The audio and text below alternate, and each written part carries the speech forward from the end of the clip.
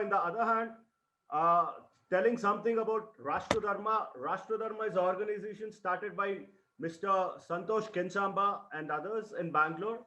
It's a organization where we focus on doing a national building activities in and around the state of Karnataka. We are also spreading across the country, sir. Till date, we have focused on multiple events on our environment issues like we have done a seed ball campaigning, we have done some activities related to some urban naxals, we have done job melas, and we have also done some plastic jagriti events in and around our state, sir. So today is our evening where we are very grateful to Mr. RK Raghavan, who is going to be addressing the entire crowd of Pan India. And of course, there are a few of them who have joined us from London and other countries. Raghavan sir, first of all, congratulations for you. You have got a extraordinary autobiography, and this is going to be a record in the library. Raghavan sir, over to you, sir. Thank you very much for that introduction. Good evening, the revered Mr. B.N. Garudacha. I'm very happy to know that he remembers me distinctly. That's great honor. I met Mr. Garudacha several occasions when he was Commissioner Police, Bangalore, and later DG. And I used to come from Chennai as a representative of the SIB. I've always received extreme kindness and warmth from him. I'm happy that he's still active and is taking part in several nation building activities. I would like to wish him, if it is proper on my part.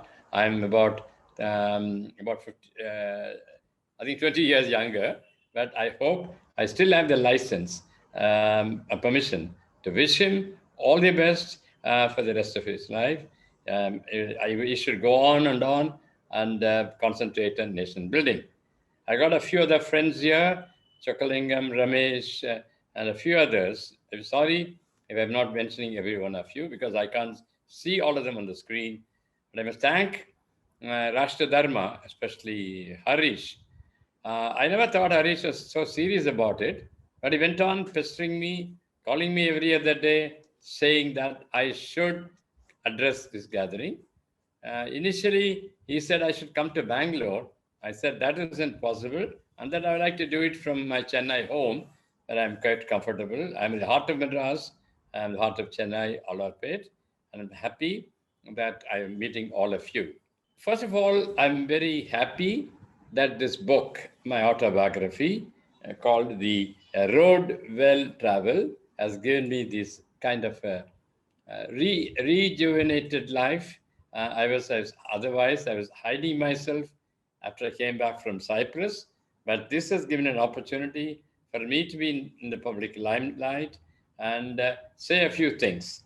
And I'm happy that my book, Road Well Travel, has been fairly well received by a cross section of society. The warm response to the book gives me the comfort that I'm still relevant and that even nearly 5 years of 5 decades in public service. And then the book was not a child's play. I had to spend nearly 5 years toiling over it.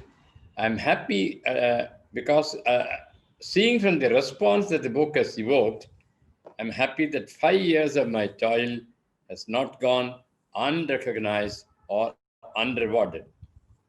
Quite a few people ask me, why did you have to write? What is the urge? What's the provocation? Honestly, when I began writing, I never thought it would involve so much of hard work and stressful times.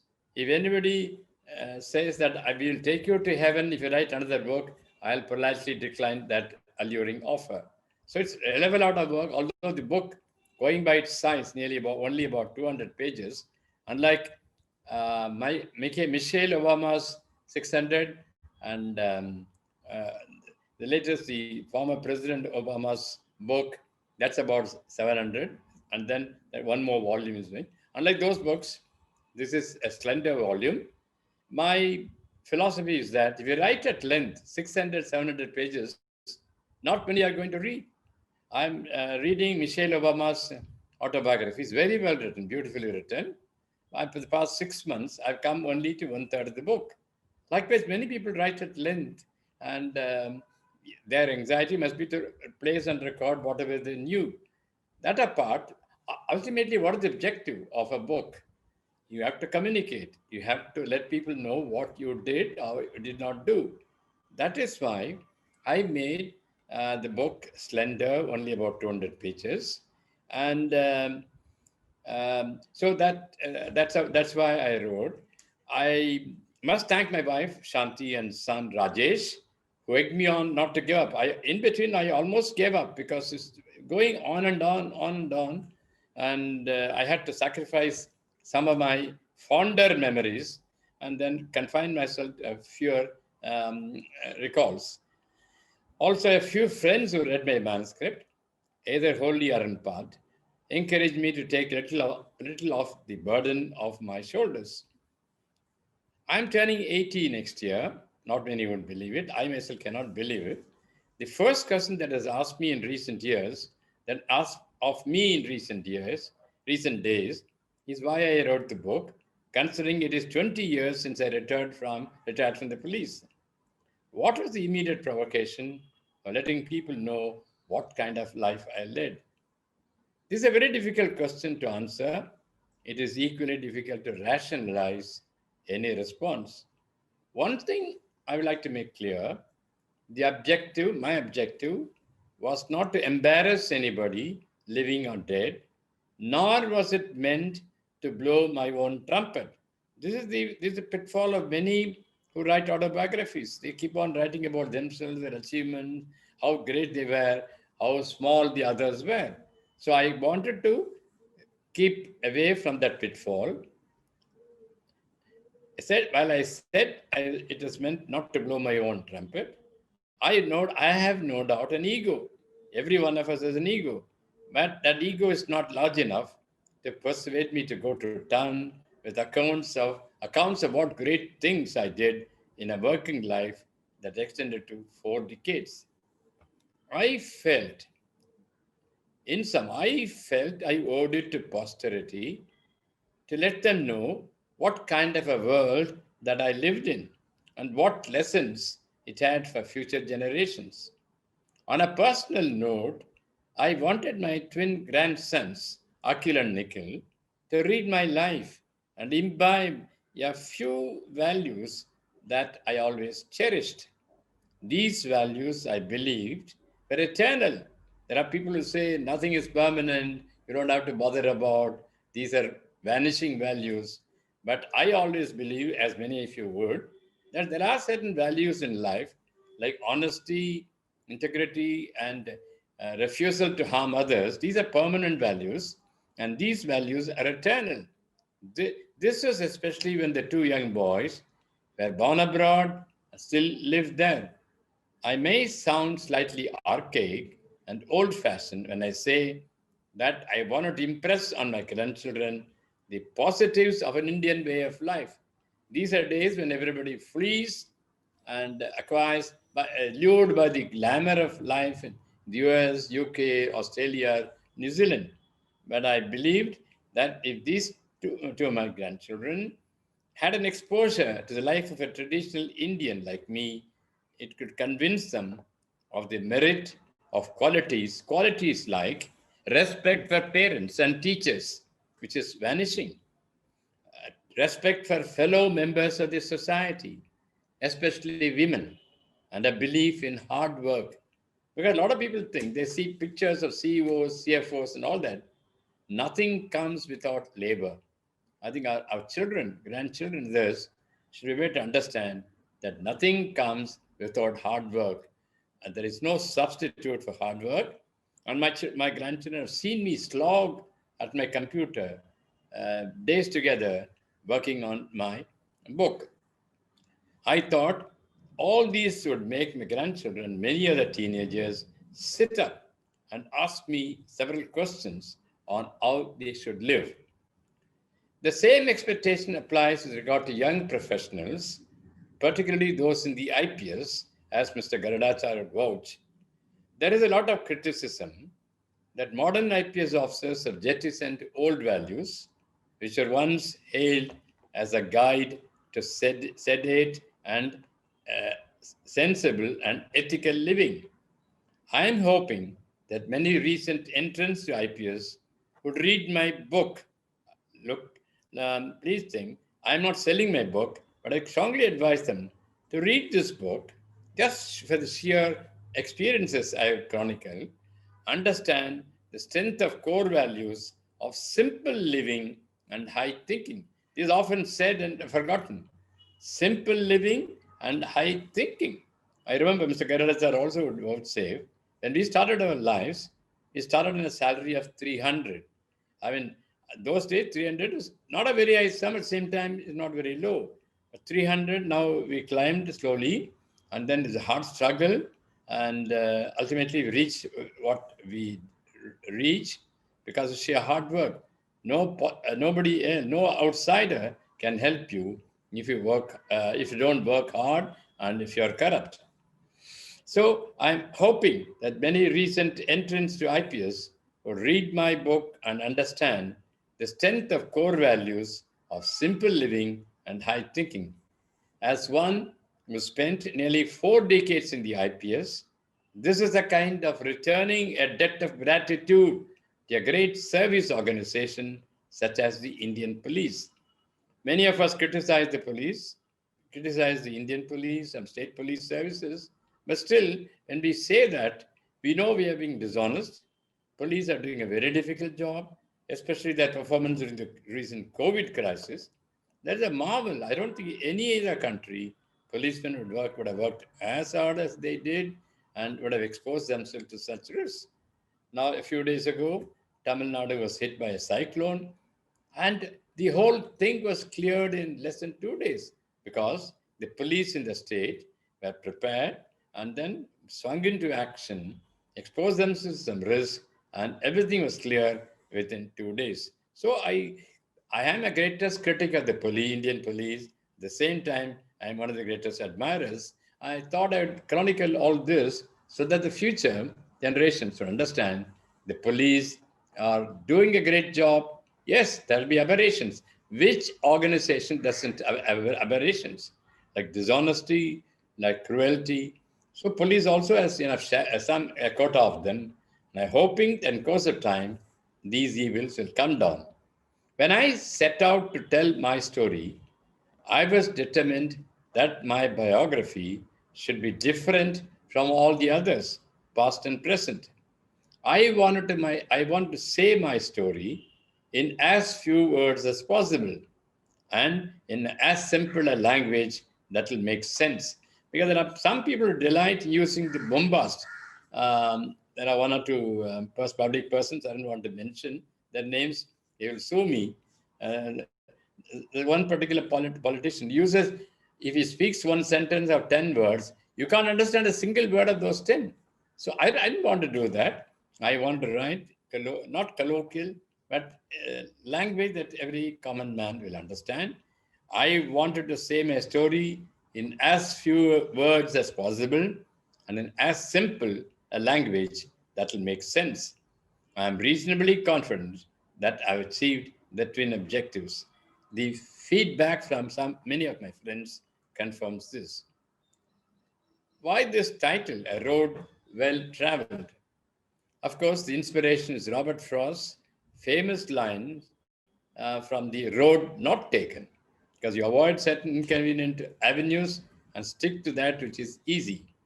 I have done several things in my life which are very unusual.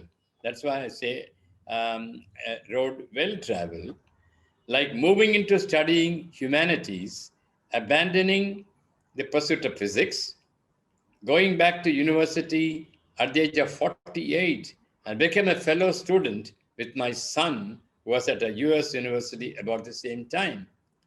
The icing on the cake was learning Sanskrit. I hope many of our countrymen, however old they are, will learn Sanskrit. And there is no equivalent to Sanskrit for the simple therapeutic value it has on your system.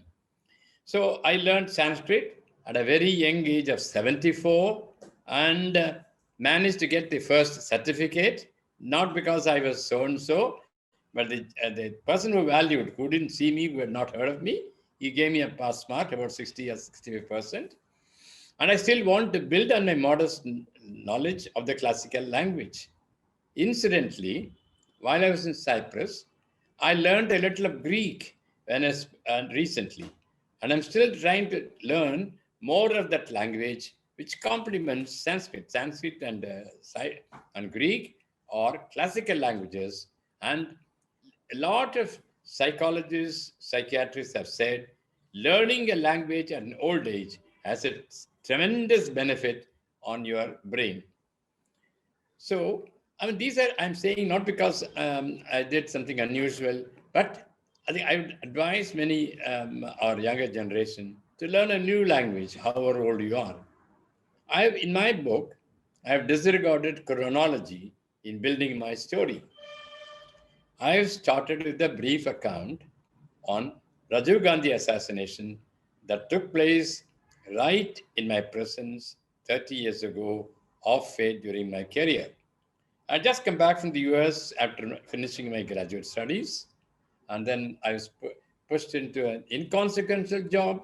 But when Rajiv Gandhi came, they asked me to go and do some work in respect of elections. So I don't want to enter into a blame game. I don't want to say I was totally efficient or I did everything that was required. I only took the stand that I did everything that I could. Still, we couldn't save the beloved former Prime Minister. The event occurred 30 years after I joined the IPS as 63 batch. This happened 28 years after I joined the IPS. This decision to start with the cruel assassination takes into account the fact that this was the most traumatic happening in my career, one in which I had a brush with death, very close brush with death. This event proved to be a watershed in the history of India. It offers many lessons in the areas of VIP protection and display of presence of mind, uh, on display of personal courage in a pressure cooker situation. There is a chapter each on the Intelligence Bureau and CBI, two elite organizations where I had a long tenure and where I learned a lot. The book covers a large territory, beginning from my spell in Tanjavur, a bastion of conservatism and a protector of numerous temples which make life in India meaningful. Imagine, I mean, I lived in Cyprus for 2 years. There isn't a temple there. There is an old Tamil saying, don't live in a place where there are no temples. There was a kind of an apology for a temple, small building, and there are one or two portraits of a gods is kept. But I felt very uncomfortable. 2 years, I didn't visit a single temple. Now I go, but for the COVID, I used to go every other day. I got so many temples around me. The kind of comfort, the the courage, the kind of confidence, self-confidence you pick up visiting a temple, there is no parallel to it. I'll come later. When I was in Gujarat, my guest house, my police guest house, was just a kilometer away from the army cantonment where there is the Hanuman Mandir. Every visit, I made it a point to go to the Hanuman Mandir and pray for 15, 20 minutes. Of course, they gave me a special um, concession. So I was given a seat. I used to um pray before Lord Hanuman, and I think that gave me a lot of courage to finish my assignment. The very tricky assignment, which I'll tell later, the Gujarat assignment. I think this incident alone, this uh, arrangement alone, this facility alone gave me a lot of courage, and I was able to finish the assignment to great credit. So, Tanjavur, I began life in Tanjavur. I don't think there's a parallel anywhere in the world. So many temples, such beautiful architecture, and such serene atmosphere. So from Tanjavur, I moved to Nagapattinam. Again, there are three shrines. the Sikkal Chingaravela, then there is Soundaraja Temple, Nagur, and then Velagani Church. So these were remarkable places of worship, which again gave me a lot of courage. Now, then I went to the IB, then CBI, then flip flop, then I went to the US. A lot of readers are confused. You're not maintaining chronology. You say you are in US, next minute I see you in Chennai, and then you go to Assam. So I mean, it's a little confusing. But I don't want to go into such details. What's the benefit? Fact is, I crisscrossed the country and crisscrossed the world. At the end of it, I acquired a lot of information, a lot of wisdom. My final um, place of post of call was Gujarat. That is the most tricky chapter on my role as head of the special investigation team in Gujarat. I didn't believe, I didn't know what I was buying when the Supreme Court judge, whom I had not known earlier, he called me, Raghavan, you'll have to go to Gujarat and then take up this assignment. Don't say no. He issued a command over the telephone. You just cannot say no. He is the judge who had given me two other earlier assignments, one on anti ragging, a very important work. Again, he did not know me. Then one more on disturbances that damage the Public Property Act.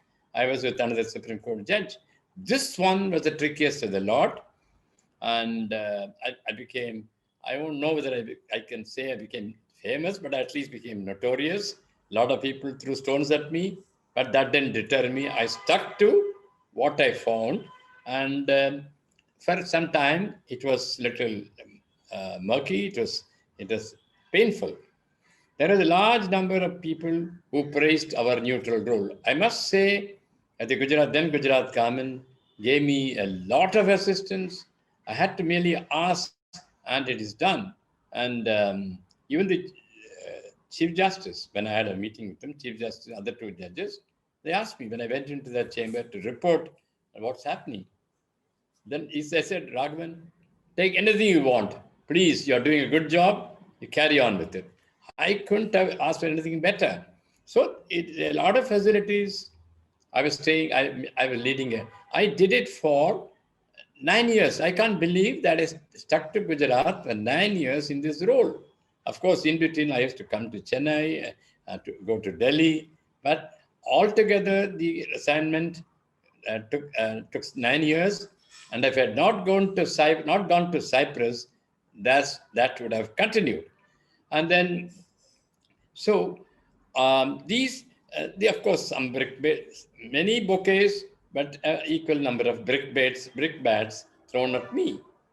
But these criticisms paled into insignificance compared to those who supported us. The ultimate arbiter in such situations is the judiciary. I'm not bothered about when you're given such an assignment, you're not bothered about the environment. You report to the judge. If the judge okays you, it's okay. If he says, no, what you have done is wrong, you bow down to the wisdom of the judiciary. We were given to put some people don't understand. I was given a good team of good officers, including one CBI officer who's still holding the fort.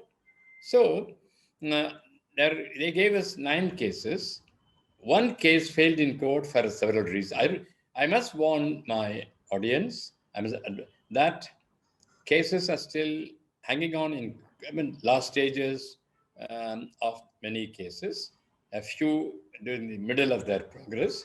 So I must be very careful when speaking out and respond to questions. I cannot go into greater details because they are sub judice. So I will try to confine myself to broad facts. I was given 9 cases, only one failed in court because of lack of evidence. And you will be surprised to believe that one is still under trial. 9 cases, one failed, and one is still under trial. Gratifying was the success we enjoyed in 7 cases. If 7 writing cases could succeed, that is more than the best police officer in the world can achieve. We displayed absolute neutrality, as a result of which we successfully prosecuted prominent members of both the predominant communities living in the state. This testifies to our objectivity and impartiality. I would like to emphasize that we were not one sided.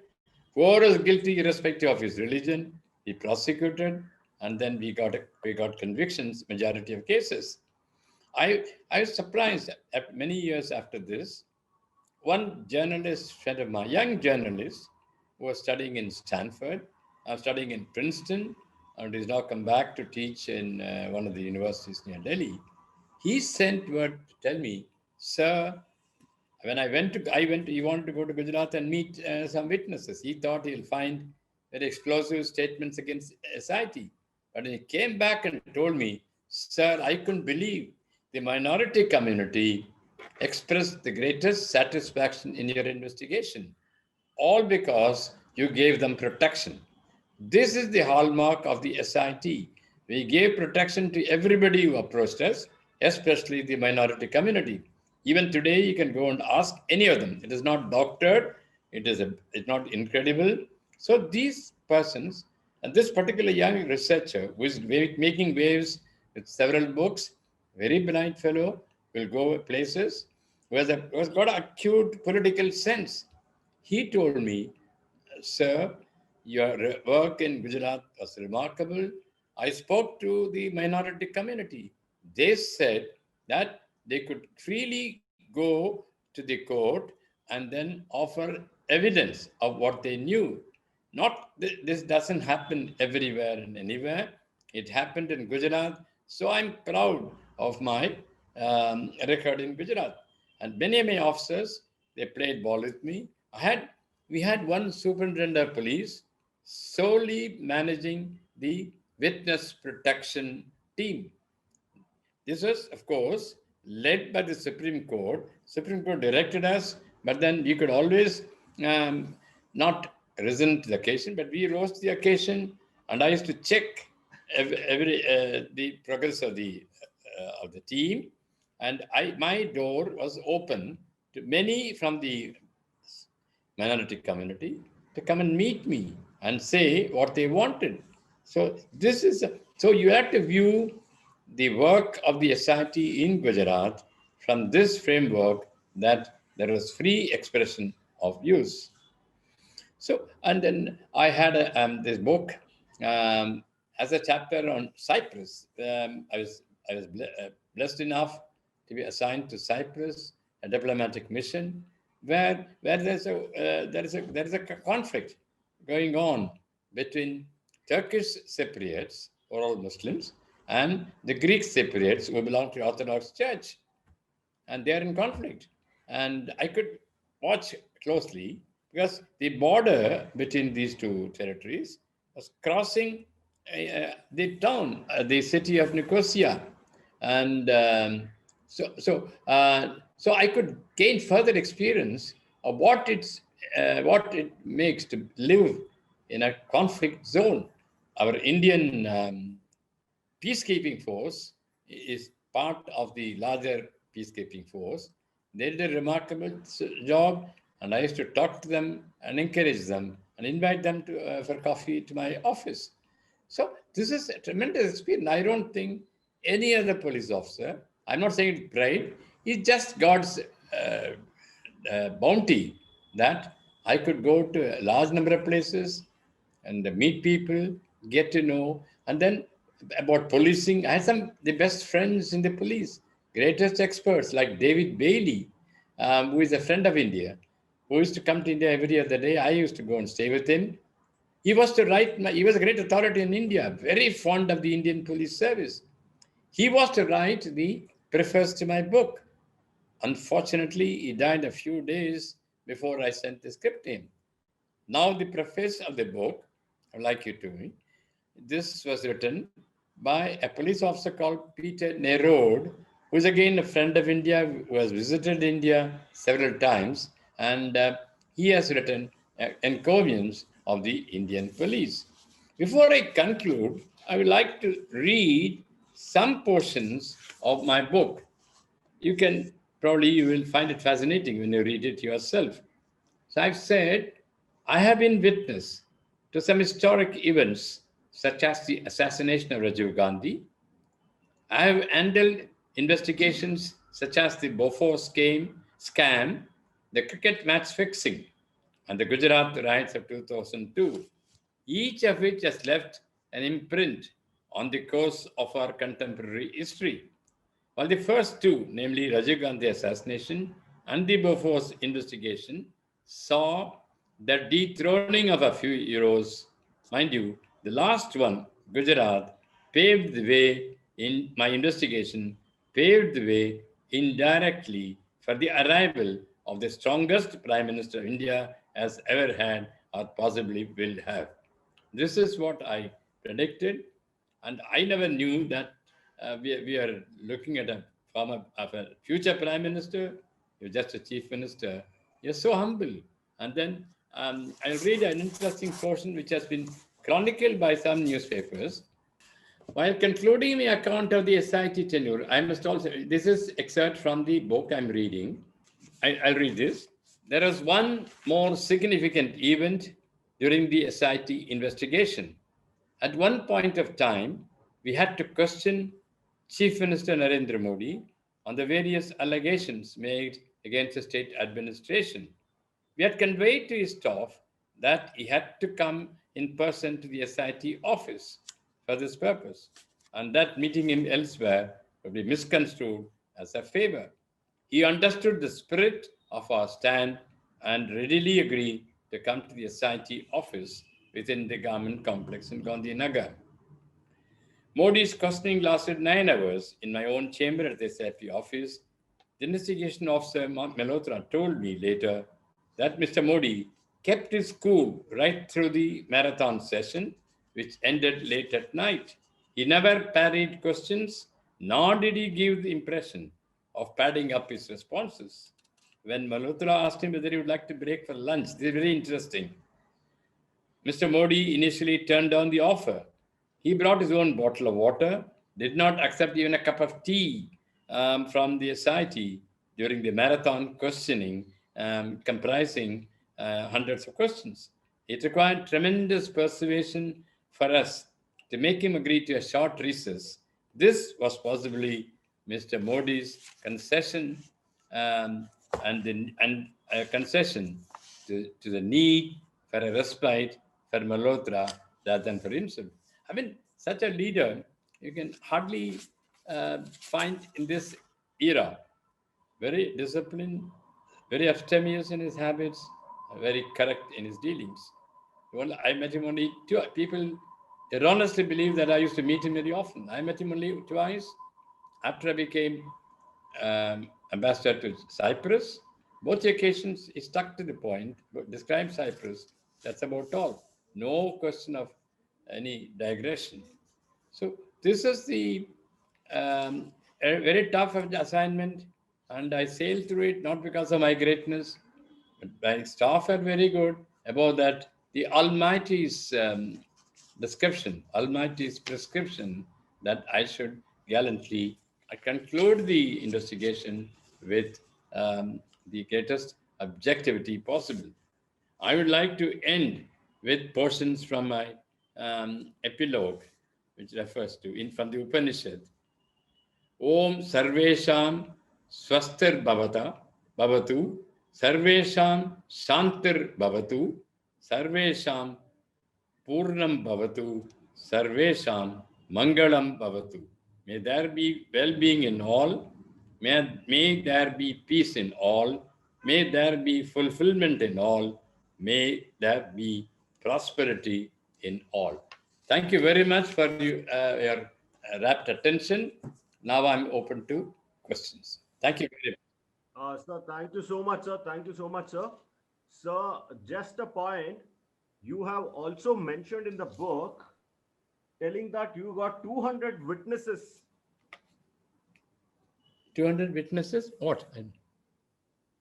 You have written at the end of prolonged trial, during the course of which the SIT presented more than 200 witnesses, the prosecution was able to prove that The attack on the train was the result of conspiracy by local I residents. don't want to go into such details. It may not be appropriate because in every case there is something lingering in the court which amounts to sub judice. I would like to reserve my comments. Please respect my view that I shall not go Yes, into sir. details of investigation. I given you a broad outline that of the 9 cases given to us, one failed in court, seven succeeded, and one is still in trial. So it's not fair on my part to go into facts of certain cases, especially the more controversial ones, and then give my judgment. Yes, we did our job. We brought all the witnesses, and the courts, we carried a lot of credibility because we went about the investigation in a thorough, objective manner. Yes, sir. Thank you. Thank you, sir. Sir, we have a former IGP of Andhra Pradesh, Dr. Gandhi. Yeah,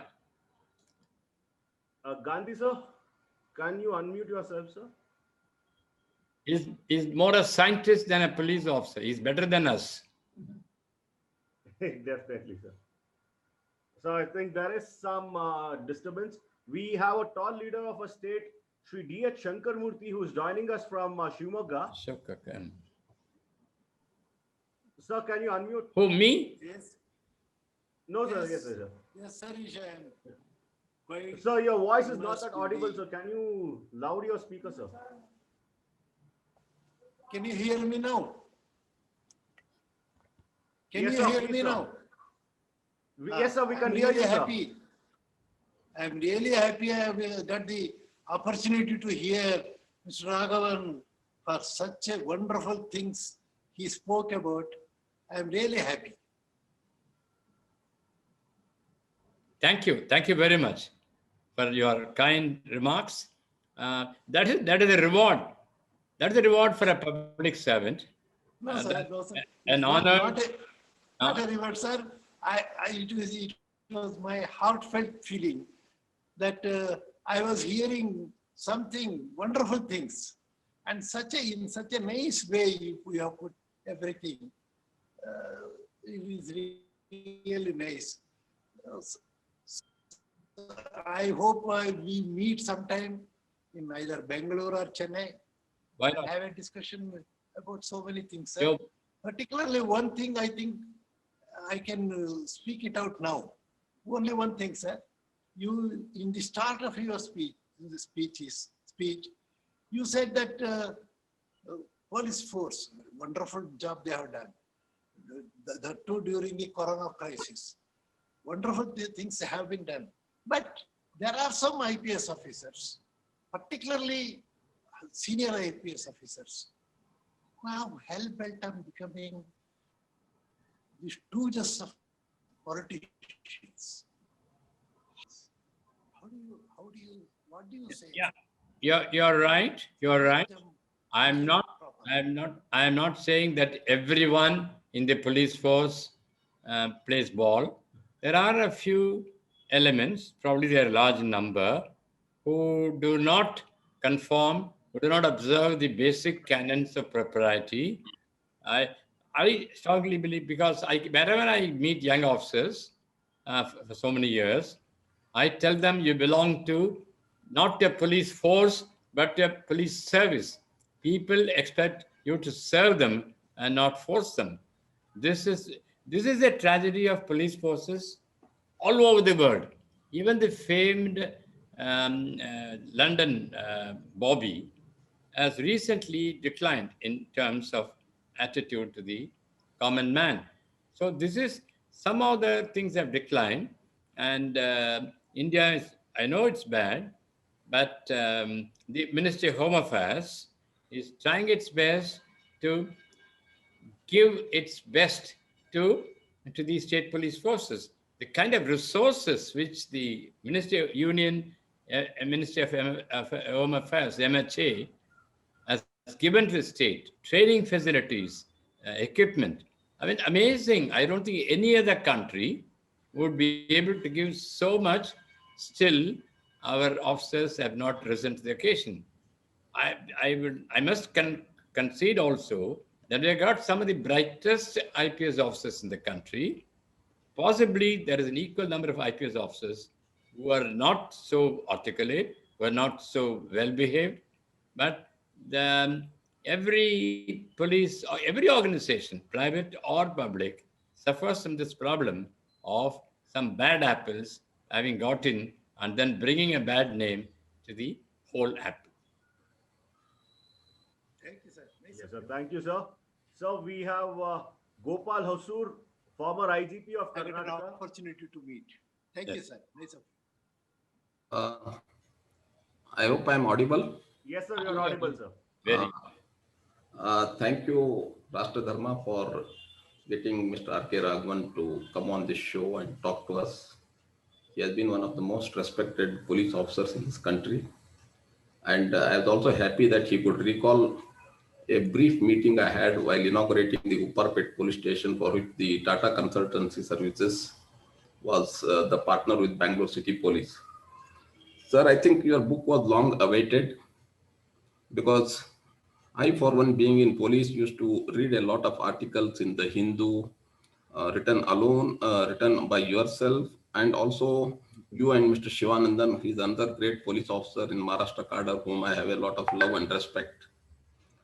And this book, especially, I think brings out your total personality as a police officer, not just as a police officer, but as a great human being. But today's topic was supposed to be with Gujrat Riots. So I have also picked up the book. Am I right, Harish? Am I right that Sir, the that's theme of one the of the discussion was, point as well, sir, and the yeah, one of the experiences of points was Raghavan sir that, as well. yeah. So I just picked up the book and started, first I read through the introductory pages, and then I went to your uh, great friends that you have in Chennai and all around the world, and also your love for tennis, the Madras Gymkhana Club, and so on, and all that I have read. I'm yet to, and also I focused on the Gujarat riots. Sir, I think it must have been one of the most trying, challenging times for you as a police officer heading that investigation, which was being closely monitored by not just the Supreme Court, but the rest of the world. And I think you have given the right encomiums. The 9-hour interrogation that you mentioned in your book, and the way in which the present Prime Minister, our Prime Minister, behaved in that, I think you have set a lot of record straight, and congratulations to you for that. But I also keep reading a number of people commenting that two ministers entered into the control room and tried to overawe the police officers there. I don't know, I'm maybe going into a little more specifics about the incident, which I think if you feel right, you can answer it. But overall, you have been a great leader. You are an inspiration to a lot of people. Though I have retired, I still keep following your articles. And thank you, Harish, for bringing Sir onto this show. Yeah, thank you very much. I also heard such kinds of charges, and I don't know, there's not occasion to rebut them because anybody can make an allegation, anybody can, particularly when you are in uniformed service, you are working for the Supreme Court, it's easy for them, it's easy for persons with an agenda. I would personally feel that these people who leveled allegations against a society were persons with an agenda, and I refuse to take cognizance of them. Yes, they caused me some disturbance initially, but I said, I go to the temple every other day. I go to the Andaman Mandir every visit to Ahmedabad. So these are, and then my staff, wonderful staff, and the government, Gujarat government, the kind of help they gave me, unbelievable. I have to merely mention, they'll give me help. So, and then I had some legal assistance, and whatever I said in my report has been upheld by the Supreme Court, by successive courts. What more certificate I need? So I refuse to comment on those specific charges. I would rather abstain from saying anything on this. Let posterity decide. Thank you. Sir, would you like, have you picked up Gujarati, or you are yet to pick up Gujarati? A little. I mean, I'm sorry. I think Gujaratis will not like it. Some other. I didn't pick up enough Gujarati. I tried my best. Possibly, I will try to learn for what make amends So what I did not do, but I learned Sanskrit here and then Greek in Cyprus. Somehow that Greek has always held a fascination for me. And then I don't know that I'll get an opportunity to go to Cyprus and build on my Greek. But Greek and Sanskrit are as tough as each other. But you will feel that you're a complete human being if you acquire reasonable mastery over the two languages. Sanskrit bewitches me. I mean, I'm sorry that my parents did not encourage me to learn Sanskrit at the school, but I made more than amends for it. Sanskrit, I'm not trying to promote Sanskrit. Sanskrit is an amazing language and highly therapeutic in its impact. And I would advise whoever has not learnt it. And this government is promoting, central government is promoting Sanskrit in a major way. And I'm sure all of you will take advantage of it. Yes, sir. Thank you, Gopal sir, for joining us. And we have KL Sudhir, former senior police officer of a state. Sudhir sir, can you unmute, sir? Me? No, sir, KL Sudhir. So before KL Sudhir, we have a question from Chandrasekhar. Sir, sir, good evening, sir. Sir, thanks for your great speech and your complete contribution as a officer, a bureaucrat, and also as a diplomat for our nation. But I also read your profile that you were the first person to head the India's cybercrime investigation cell. Yes. So today, with your experience, now we have already completed 4G and the 5G is there and 6G chip is getting ready. How can bureaucrats, especially from the police department, can adopt from the Indian to the highly moving and outgoing technology?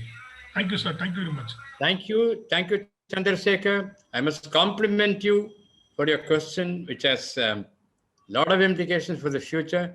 Yes, when I was in the CBI, I took a decision to set up a cyber crime cell, investigation cell, as also a cyber crime research cell. And because it didn't require much of an intelligence to come to the judgment that cybercrime was the future crime. Because as the world becomes more and more connected, more and more complex, and then the pace at which computerization is taking place all over the world may not be India, but I knew that India will catch up with the rest of the world, and I proved right. So, because cybercrime, the usual argument, cybercrime is much easier to commit and without getting caught. Its anonymity gives a lot of advantage to prospective criminals. And we have done reasonably well. I don't say that we have done as well as we should have, but the pace is being maintained. As I told you, some very bright IPS officers have come into the service, some very bright IIT and management institutions have come into the IPS. They're giving a push. They're giving a very healthy lead to make the average constable understand what cybercrime is and how we should cope with it. I can vouch for the fact that the average constable in the police station is much more aware of cybercrime than his predecessor of about 10 years ago. This is a welcome sign. I know all of us, like the Prime Minister, we are impatient with the speed of progress. So we wanted to be much faster. But unfortunately, the speed is not picking up. Yet again, you can't blame the government. It is the leadership, the IPS leadership, which has to give this push. And I'm sure they're very much aware how to do this. On the part of the governments have become, state governments also, they become aware that cybercrime is the crime of the century, and they have to go the extra mile to help the Indian police to acquire all the gadgetry, all the training they need to acquire proficiency in solving cybercrime. I had the good fortune of getting to know the FBI director very well when I was there, and I was director of CBI, and he um, sent a team to train some of our officers. It is a modest baby step, but thereafter, I've been told the FBI and the British police are going out of the way to help us, and it's a question of time, probably another 10 years, when we'll be on par with the ability of the police in various other countries. Thank you, Chandrasekhar, for this question. Please um, propagate this message that cybercrime will, in course of time, will replace conventional crime. Thank you. Thank you, sir. So thank you, sir. And I think we had another question from Jai Pratap Aradhya. Ashok Kakar. Pratap Aradhya, am I audible? I barely talking. No, sir. There's some network issue here.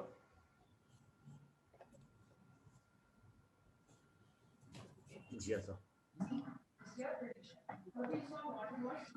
Raghavan, sir. Yes. So, and we were totally inspired by Vijay Karnataka, the leading newspaper of Kannada, who covered your book in their main edition. So, we thank them also for Great. giving us insights on your book.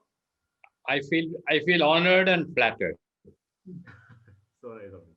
Yes, sir. So, would you also like to tell other points of your investigation, sir? Beg your pardon? Would you also like to tell about your investigations apart from Gujarat? Otherwise, yeah, there's so many cases like Bofors where I've written enough about. My book gives all basic facts. I do not think I should. My publisher will object to my going because he says my sale will go down if you say everything to the audience. So I would like to respect his views. But jokes apart, I think that's very tedious. Going into facts of the investigation, that is, first of all, is not fair. Second, it is very tedious. I can only say that all my investigations were conducted on fair lines, and every hierarchy, every level in the police force was taken into account, was taken into confidence. I've written about how I prosecuted a DGP in one of the northern states when he misbehaved as a young person. And so he challenged me saying, no, if you take me to court, you will fail and you will have eggs on your face. I don't want to mention the name. Then ultimately he was convicted. But one more thing, and the popular pressure, the pressure from the family was that they wanted me to register a case of abetment to suicide because that girl committed suicide. The victim committed suicide. But this suicide was 2 years after the event. So I took the stand. This has to be proximate. This suicide should be proximate to the earlier crime. So I have no way prosecute this gentleman for abetment to suicide. I was challenged, and then ultimately the Supreme Court vindicated my stand. Why I'm mentioning is that we don't want to go the old hog and be vindictive. That is my stand right through my career, both in the state police and at the center. We should not be vindictive towards anybody hauled up before you.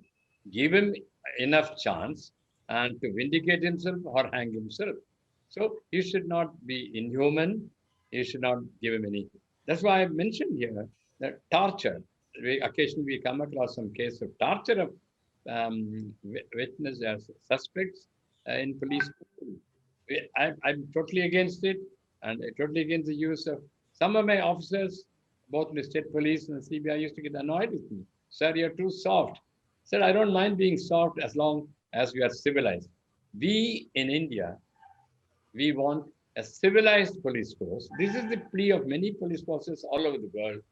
We want a humane, civilized police force, which, yeah, ordinary law-abiding citizen would respect, and the average criminal with criminal intentions, you will have to be afraid of the police, whereas the average citizen, law-abiding citizen, should respect.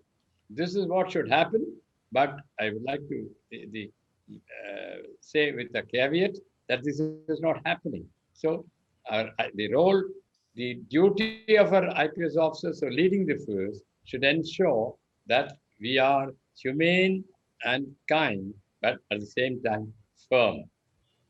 So this is my experience in investigation. This has been hailed by many courts and by citizens because and it should be accessible. This is what I am very sore with. Many police officers do not allow access to them by citizens to come and represent a complaint. This is one drawback which we in the Indian police have, especially police stations. Police stations, courts have repeatedly said, should be service centers. Centers of service are not centers of terror. This again is an unfulfilled desire, unfulfilled objective, but things are improving. From what I hear, things are improving. The police are becoming more law-abiding, more humane. You may say how you can give a certificate to yourself, but you can quietly ask some judges. They will admit that their strict warning to the police has had some effect. See, there is no way we can have a corruption-free police. That is that is a myth. That is utopia. But we have a police force which is reasonably honest, and a lot depends on supervisors. If the supervisors are honest and straightforward, you'll have more officers at the grassroots level who will abide by the law and be more humane to citizens. Thank you. Yes, sir. So we have last two questions. Before asking last two questions, Mr. B.N. Gardacha wants to tell something, sir. Please.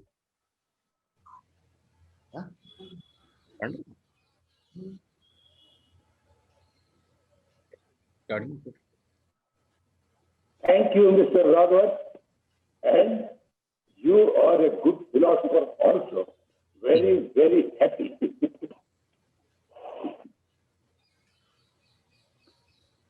Yes, sir. So there is a question from Lieutenant Madhav.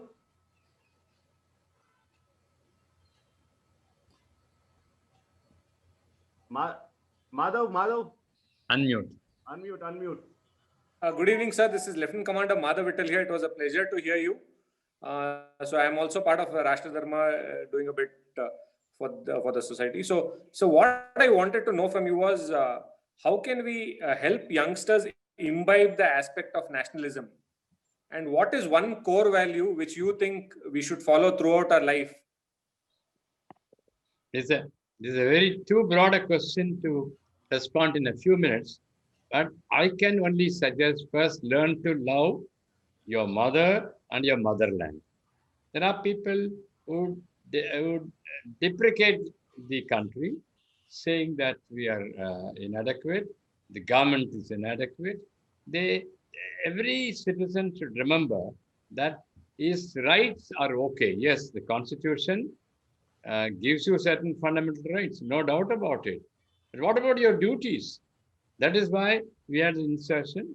Fundamental duties, fundamental rights are there. I do not think enough publicity has been given to the concept of fundamental duties. If we do that, probably our next generation will understand that we can't merely ask for rights. We have to perform our duties as well. My stand has always been that you should catch them young. Even while they are in school, you should tell them of the concept of a nation, concept of our culture, and then tell them how they should conduct themselves in schools and other places of public interest. And recent COVID has made the whole country understand what hygiene is, how we should take precautions to prevent pandemic from spreading. So, of observance of hygiene, observance of traffic rules. The police are very sore about it, that the average citizen, he wants to ignore traffic laws and wants to do whatever he wants on the road. You come and watch in many major cities, the police have to use a baton, a lathi, to enforce traffic laws. Is it not a shame? Because police are meant to ensure that you observe law. You're not there brandishing a lathi so that you abide by traffic rules. Here, every city, not mentioned, it's fashionable to speed against the red light. It can't happen. I mean, it doesn't happen in many other countries. I've seen it in London, where my son lives. Around midnight, there is a traffic crossing opposite my son's house. Around 12 o'clock, 1 o'clock, I just get up sometimes, and then I see a red light burning for about 2 minutes. But then the cars are just stopping, they don't violate. Of course, one may say that their cameras are so accurate, nobody there uh, violate law. That is one point of view. But then the point is, some discipline must be enforced. If the government tells you don't do this, you get annoyed. What are they? They're not asking you to commit a crime. They are asking you to obey law so that all of us can coexist. This is what we have not done. Thanks to our present Prime Minister, a sense of discipline has come into force, a sense of hygiene and a sense of humane qualities has resulted. But this has to be sustained. It's not the government or the Prime Minister who can always enforce it. It is people like us who have to ensure that all our fellow citizens observe basic rules of hygiene, basic rules of traffic, and basic rules of honesty. As they say, honesty is something which you do when you're not observed. It's not good to be observing, being honest when somebody watches you. It is estimated. Your honesty is estimated by your conduct when no one is watching you. So these are things not very difficult to enforce, but you'll have to catch them young, like in cricket or elsewhere. If you catch them young, there is a distinct possibility that future generations of Indians will be very disciplined and they will they would have acquired some ethics and more than anything else, pride in our country. Because they should know what the government is doing and what is, say, an example on the job front, so much is being done. But ultimately, it percolates down the line only if the urge comes from us. So much facility for technical education, for humanities. There is a lot of things happening, but to condemn the government saying they are not doing anything, which is unfair. Each citizen should contribute his mite to national building. This is what I would like to see in my lifetime or the lifetime of my children and grandchildren. Thank you, sir. Fundamental duty was a big takeaway for us. Thank you. So, as you said about the government and the bodies, there are few state government which is not allowing CBI to function in. What do you tell on that, you being ex-CBI director? Which is not, I personally feel it's not correct at all. CBI has a particular role.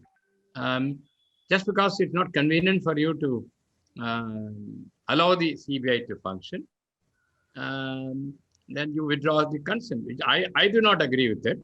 As an individual, fortunately, I do not hold any public office. It's more than a year since I laid down office, but fundamentally it cuts at the roots of the federal spirit of our nation. Yes, the CBI may be a federal organization. It has to work with the consent of the state government. And this is a very unsatisfactory situation. We cannot undo this because it requires a constitutional amendment. But to say that CBI cannot function in my state unless I decree it, very unfair, very unfortunate. I hope there will be greater enlightenment on the part of states which have taken this decision. Right, sir, got your points. So, as I said, there's last question from Sahil Sardana, who is already working with the police department in Bangalore, Maharashtra, and other states, sir. Hello. Yes, Sahil. Hi. Good evening, sir, and good evening, everyone. It's very nice to listen to your talk, sir. It's very inspirational. And I had given my thoughts to a couple of points that you had mentioned.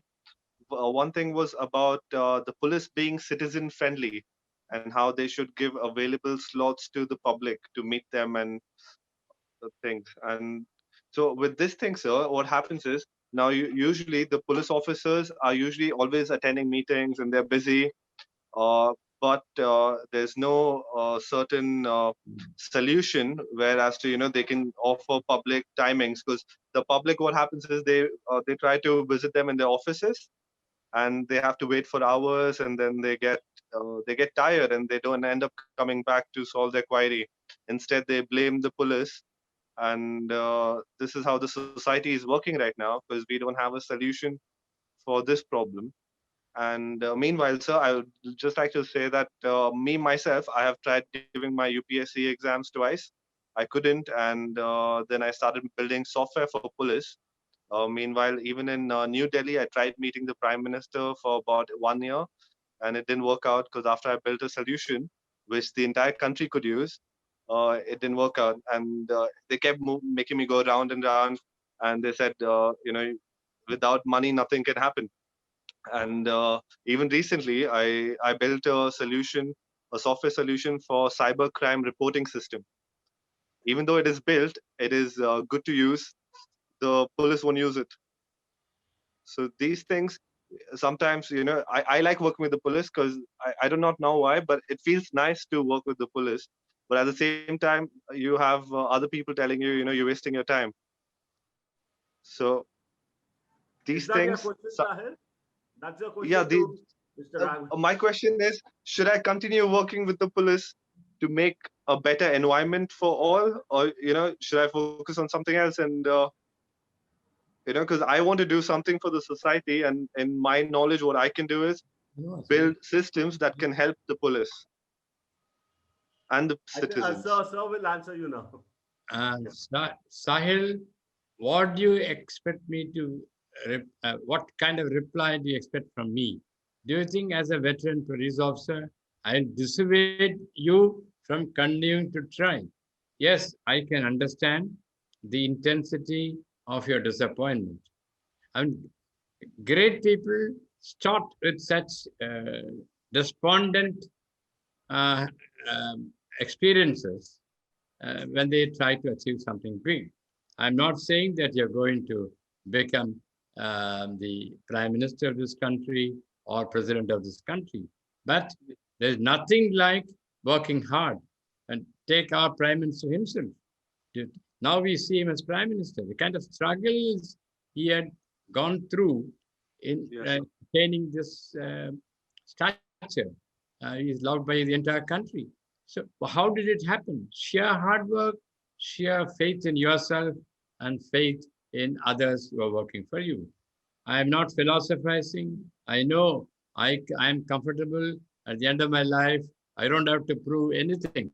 But you have a lot to prove, to prove that you are intelligent, you are hardworking, and you have high self-confidence.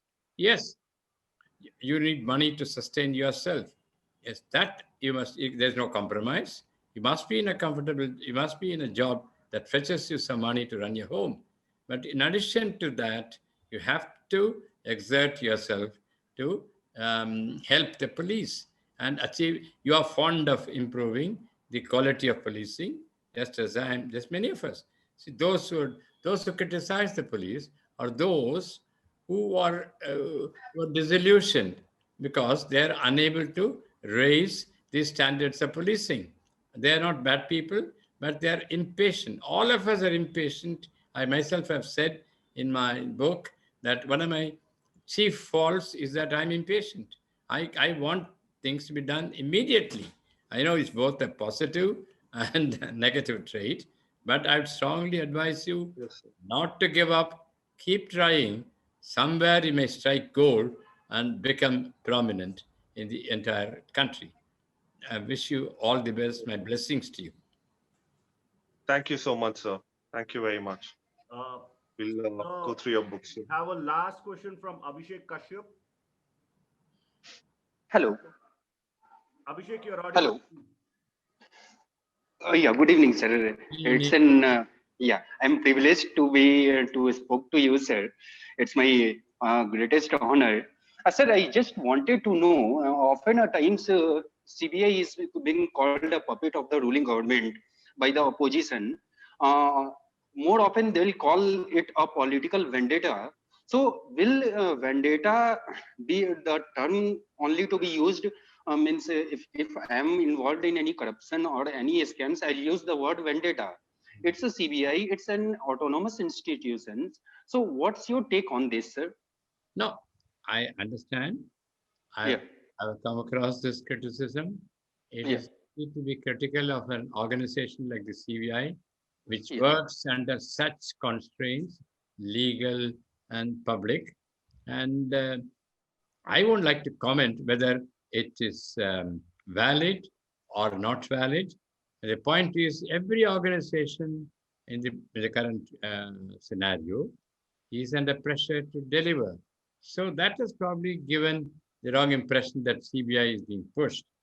I would like to say that CBI has its strengths and weaknesses, and the way it is constructed to and fitted into the current system possibly yields itself to abuse.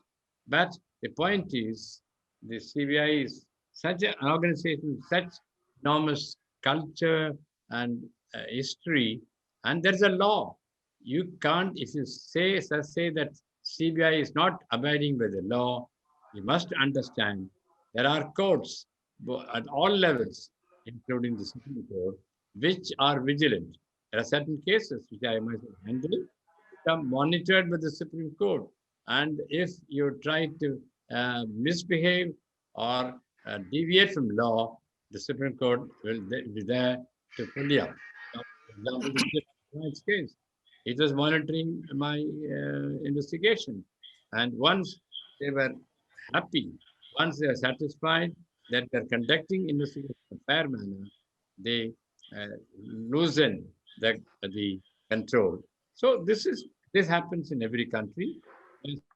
Institutions like CBI, which enjoy enormous power, there are allegations and counter allegations, and you should merely study the CBI in a subjective manner.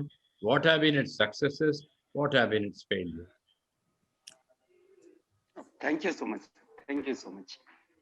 Harish, I have a last question for all the eminent people here. It's really a privilege to share this platform.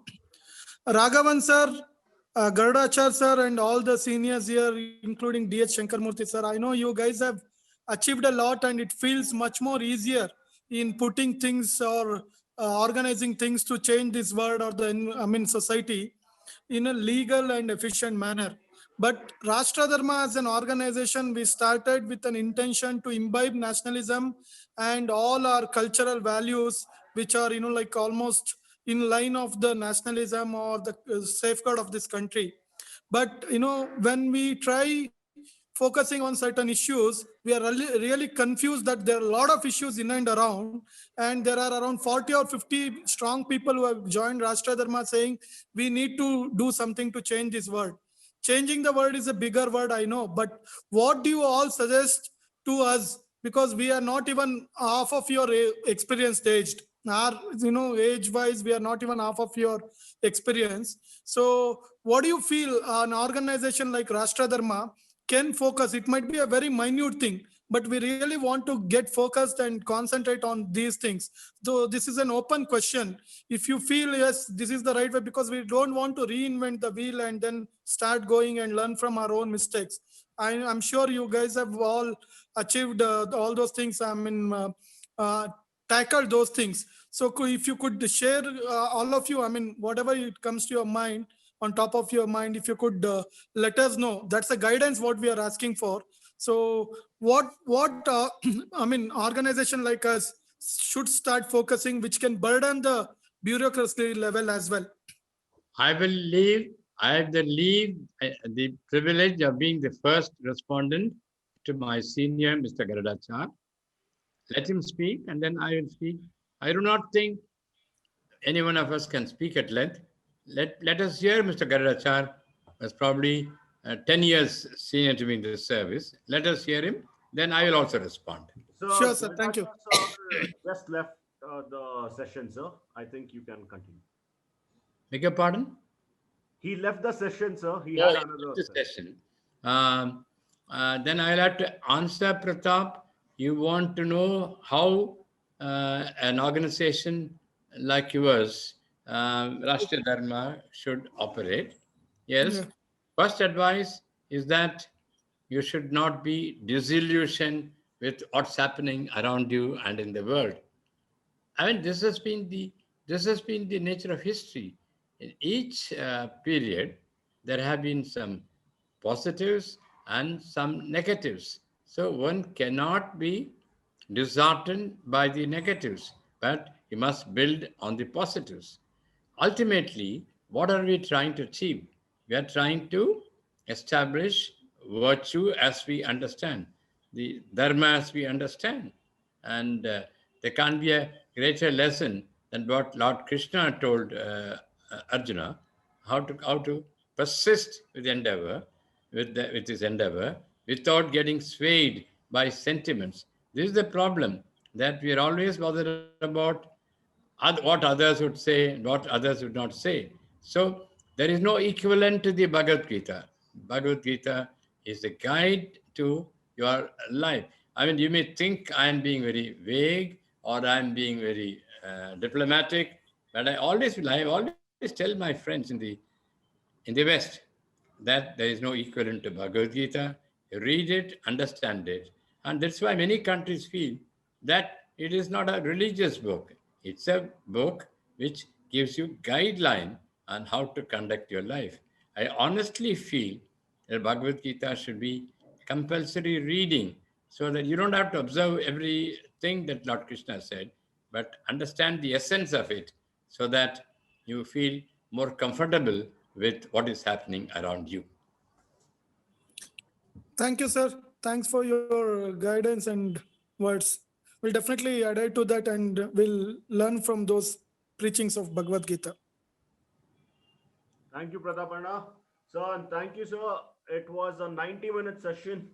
Exactly. I hope there is no more last questions. Yes, sir. There are no more last questions, sir. With your I am not tired. But those who want to ask questions may be tired. then should I ask, sir, is there any last question? I think there's not. No. Yes, sir. With your permission, can we conclude, sir? Why not? Why not? Please. So, thanks to one and all who was present to today's session, mainly the speaker RK Raghavan Sir, and the seniors like B.N. Garadachar, D.H. Shankarmurthy Sir, and Gopal Hosusa for supporting us and guiding us like how to take the flow off. And I thanks one and all who has joined in. Rashtra Dharma will be doing the activities of this nation building, and we will follow and keep up the Dharma in long way. Thank you one and all, sir. I must thank you, Rashtra Dharma, for having invited me. I must say with great honesty that I enjoyed this session, enjoyed the assembly of such good people who all are anxious to ensure that India is becoming a greater country than now. It is already a great country, and I think we should all do much more hard work, support the government in making it greater. I must thank you very much. Thank you, sir.